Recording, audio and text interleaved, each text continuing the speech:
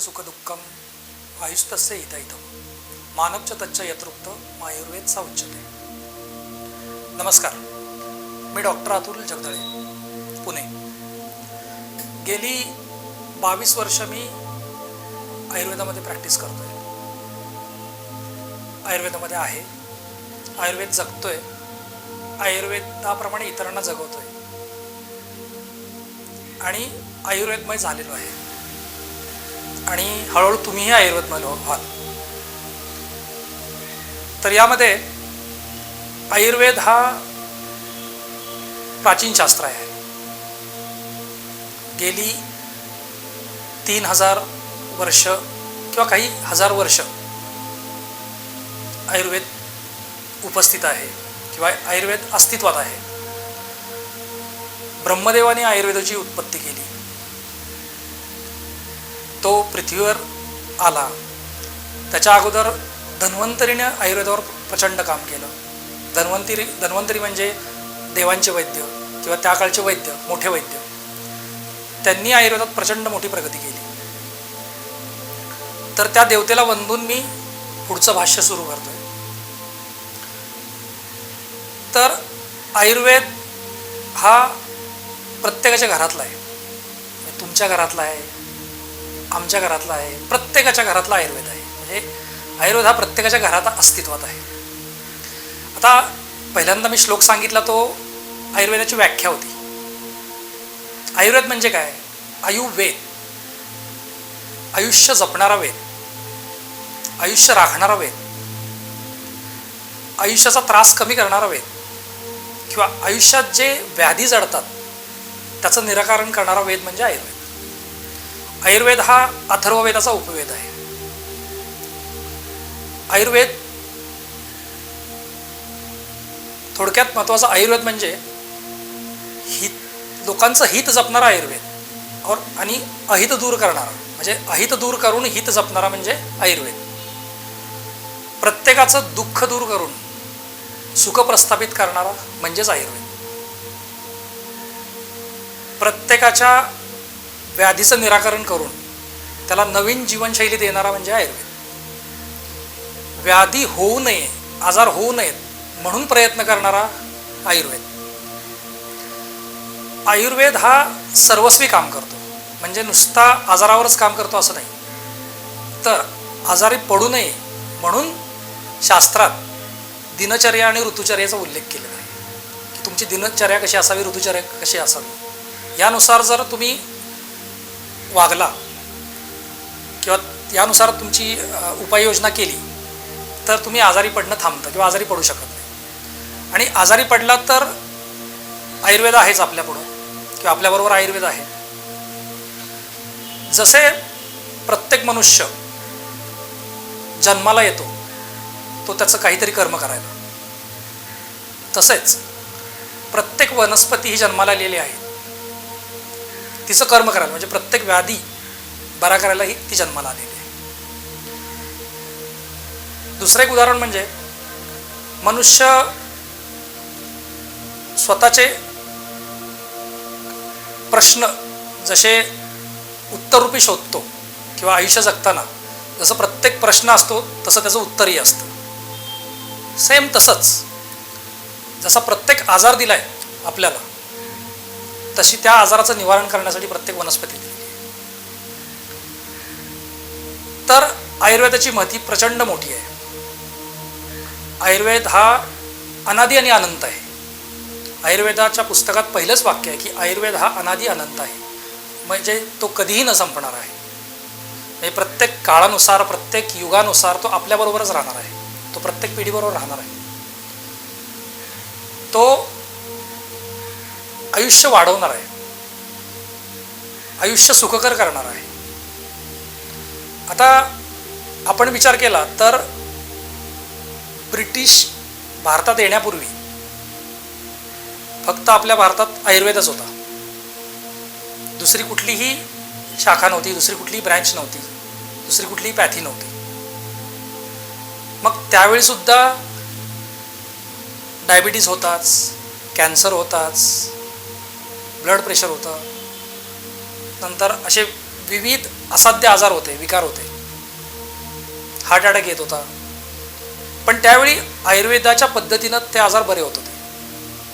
म्हणजेच पूर्वी मागे गेला तर तुम्ही प्रत्येक गावाच्या ठिकाणी किंवा प्रत्येक तालुक्याच्या ठिकाणी एक वैद्य असायचे आणि ते वैद्य निदान करून त्या आजाराचे निराकरण करायचे, त्या व्याधीचे निराकरण करायचे आणि तो आजार बरे करायचे. म्हणजे एमर्जन्सीला सुद्धा आयुर्वेदात ट्रीटमेंट होती आणि सद्यस्थितीतला आजारसुद्धा आयुर्वेद बरा करू शकतो. कारण पूर्वीच्या काळी युद्धावर जाणारे सैनिक, जखमी झालेले सैनिक अल्प कालावधीत बरे होऊन सुद्धा परत रणांगणावर उपस्थित व्हायचे. म्हणजे तिथं एमर्जन्सीज होत्या, तिथं आयुर्वेदात उत्तमोत्तम ट्रीटमेंट होत्या. पण त्या आता आपल्याला शोधायच्यात किंवा आपण त्या प्रत्येकाने शोधल्यात तर त्या समाजापुढे मांडायच्यात. प्रत्येक वैद्याचं किंवा प्रत्येक डॉक्टरचं हे काम आहे की त्या समाजापुढे मांडल्या गेल्या पाहिजेत.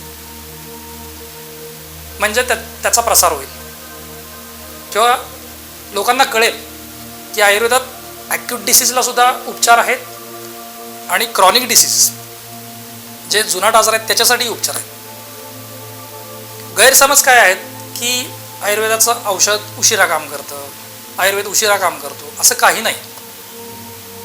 जे ॲक्यूट डिसीज आहेत, जे लगेच होणारे डिसीज आहेत, म्हणजे उदाहरणार्थ ताप, सर्दी, डोकेदुखी, पोटदुखी, उलटी होणं, जुलाब होणं, याच्यात अगदी फास्ट उपशम मिळतो, लगेच उपशम मिळतो. आयुर्वेदात असे औषधं आहेत की ताप लगेच जातो, उलट्या थांबतात, तुमचं पोट दुखणं थांबतं, डोकं दुखणं थांबतं, दात दुखत असतील दात थांबतात तुमचे दुखायचे. असे जे ॲक्यूट डिसीज आहेत, जे म्हणतो आपण सद्यस्थितीतले आजार, त्या आयुर्वेदाने पटकन बरे होतात. म्हणजे आयुर्वेदात एमर्जन्सी आहेत. आणि जे जुनाट विकार आहेत ते सर्व मान्य आहे की आयुर्वेदाने ते बरे होतात. पण हा लोकांच्यात गैरसमज आहे की आयुर्वेदानं फार उशिरा गुण येतो, आयुर्वेदानं उष्णता वाढते. आता आयुर्वेदात जशी थंड वनस्पती आहेत तसे उष्णही वनस्पती आहेत. पण प्रत्येक वैद्याचं किंवा डॉक्टरचं काम आहे की ते प्रकृती बघून त्याला उष्ण औषध द्यायची का थंड औषध द्यायची, मी कुठली वनस्पती तो वापरायची, हा तिथं निदानाचा भाग आहे. याचा अर्थ आयुर्वेदानं उष्णता वाढते असं नाही, हा एक गैरसमज आहे. किंवा आयुर्वेदात धातू आहेत, मेटल आहेत, त्याच्यामुळं काहीतरी किडनीला प्रॉब्लेम येतो किंवा काहीतरी विकार जडतात, असं काही नाही आहे. कारण आयुर्वेदात धातू आहेत, खनिज आहेत. धातू म्हणजे चांदी, सोनं, तांबे यासारखे धातू आहेत, पण ते शास्त्रोक्त शुद्ध केलेले त्याची भस्म आहेत. आयुर्वेदात खनिजं पण आहेत, पण त्याचीसुद्धा शास्त्रोक्त शुद्धीकरण केलेली भस्म आहेत. काही समुद्रातले पदार्थ आहेत, प्रवाळ आहे, शिंपले आहेत, शंख आहेत, ते पण शुद्धीकरण करून औषधात वापरलं जातं. म्हणजे प्रत्येक गोष्टीची शुद्धी करून आयुर्वेदात औषधं वापरली जातात. म्हणजे आयुर्वेदात असं काही नाही की जे घातक आहे, जे विषारी आहे. कारण वनस्पती काही विषारी आहेत, पण ते आयुर्वेद वापरत नाही किंवा वापरायच्या पद्धती वेगळ्या आहेत, पण त्या मोजक्या व्याधीतच त्या वापरल्या जातात. पण म्हणून असं म्हणायचं नाही की आयुर्वेद हा त्रासदायक आहे किंवा उष्णता वाढते किंवा आयुर्वेदानं कुठंतरी एखादा विकार बळावतो, हे सगळे गैरसमज आहेत. कारण आयुर्वेदानं असं काही होत नाही, नाहीतर तो इतके हजार वर्ष चाललाच नसता ना. कारण कुठली गोष्ट लॉंग टर्म टिकते, जास्त काळ टिकते, याचा अर्थ त्याची सत्यता आहे. त्यामुळं आयुर्वेदात हे तुम्ही आत्ता मी सांगितल्याप्रमाणे धातू वापरले जातात, खनिजे वापरली जातात, समुद्रातले पदार्थ वापरले जातात, तशा निरनिराळ्या वनस्पती वापरल्या जातात. वनस्पतींचे गुण त्यांच्या उत्पत्तीप्रमाणे, त्यांच्या ऋतुकाळात ज्या येतात, उगवतात, ज्यांना पानं फुलं येतात, हे प्रत्येक वनस्पतीच्या अंगाचा गुणधर्म आहे. तर तो आपण व्यवस्थित वापरला गेला प्रत्येक आजारात तर चांगला गुण येतो किंवा चांगल्या प्रकारे व्याधी बरे करता येऊ शकतात. त्यामुळं आयुर्वेद हा आपला मित्र आहे, सखा आहे, तो आपला तत्ववेत्ता आहे, तत्वज्ञ आहे तो, किंवा आपल्याला तो वाट दाखवणारा, मार्ग दाखवणारा आहे.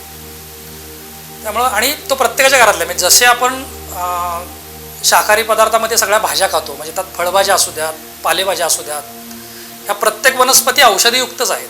ह्या जरी भाज्या असतील तर प्रत्येकाचे काहीतरी गुणधर्म आहेत, प्रत्येकात काहीतरी जीवनसत्व आहेत, प्रत्येकात काहीतरी क्षार आहेत, प्रत्येकात काहीतरी उपयुक्त घटक आहेत, पोषक घटक आहेत, म्हणून तर त्या आपण भाज्या दररोज खातो. आणि ह्या भाज्या म्हणजेच आयुर्वेद. म्हणजे आपल्या घरापासूनच आयुर्वेदाची सुरुवात होते. म्हणजे प्रत्येक भाज्यात किंवा प्रत्येक घरात आयुर्वेद भिनलेला आहे, पण फक्त तो आपण त्या दृष्टिकोनानं तिकडं बघत नाही. हां, आता एखादी भाजी तुम्ही दररोज खाल्ली, समजा वांग आवडतं आणि दररोज खाल्लं तुम्ही, तर त्याचा त्रास होणारच. म्हणून ही उपचार पद्धती तुम्ही विचार करून देण्याची पद्धत आहे की तो जर चुकीचा झाला तर त्रास होऊ शकतो. जसं आपल्याला एखादी भाजी एखादी गोष्ट खाताना सुद्धा त्रास होतो, सेम तसंच आहे. आणि आयुर्वेदात तसे कुठलेही असे मोठे साईड इफेक्ट नाही आहेत की जेणेकरून त्या रुग्णाला अगदी ॲडमिटच करावं लागतं, असं काही होत नाही. म्हणजे एखादी विरुद्धांनी किंवा विरुद्ध गोष्ट गेली किंवा एखादी विचित्र गोष्ट गेली तर थोडासा त्रास होऊ शकतो. पण ते पण कसं माहीत नसलं तर, म्हणजे एखाद्या व्यक्तीला एखाद्या वनस्पतीची ॲलर्जी आहे, एखाद्याला मेथीची ॲलर्जी आहे म्हणून त्याला थोडंसं खाज येते, एखाद्याला वांग्याची ॲलर्जी आहे म्हणून त्याला वेगळं काहीतरी लक्षण दिसतं. जसं भाजीत दिसतं तसंच औषधात दिसतं. म्हणजेच आपण ज्या भाज्या खातो किंवा आपण ज्या औषधं वापरतो त्याचे गुणधर्म प्रत्येकाचे वेगवेगळे आहेत. पण हाच आयुर्वेद आहे ना. म्हणजे आपल्या मुख्य मला म्हणायचं आहे काय की आयुर्वेद हा आपल्या घरातनं सुरुवात होतो आणि परत घरातच पोचतो आहे. त्यामुळं आपला हा आयुर्वेद घराबाहेरचा नाही आहे. आत्तापर्यंत आपण आयुर्वेदावर भाष्य केलं, आयुर्वेद म्हणजे काय हे समजून घेतलं. तर इथून पुढं मी सतत तुमच्याबरोबर राहणार आहे, तुमच्याबरोबर चॅनलच्या संपर्कातून तुमच्या समोर येणार आहे. तर आयुर्वेदाच्या ह्याच्याप्रमाणे प्रत्येक व्यक्तीचे आजार किंवा प्रत्येक आजार आणि त्याचे उपचार किंवा त्या आजाराच्या बाबतीतली पथ्यापथ्य, म्हणजे काय खावं काय खाऊ नये, अशा गोष्टी मी तुमच्यासमोर घेऊन येणार आहे.